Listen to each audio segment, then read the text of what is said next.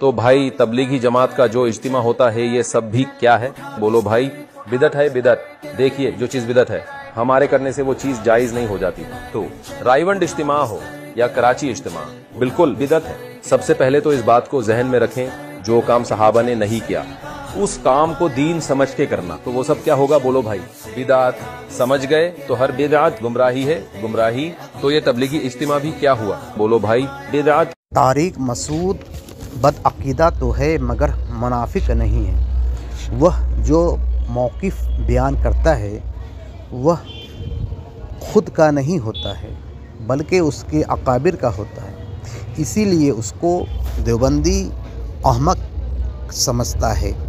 तारिक मसूद तबलीगी को बिदती कहा क्योंकि वहाबी इसी उसूल से सुन्नी को बिदअती कहता है, मगर सुन्नी कभी किसी वहाबी के किसी अमल को बिदअत नहीं कहा, जबकि उसका बहुत सा अमल बिदअती है।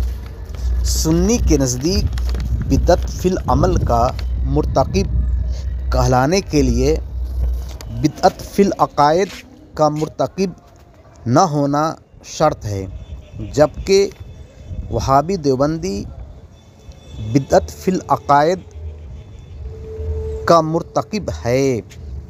इसीलिए सुन्नी देवबंदी वहाबी को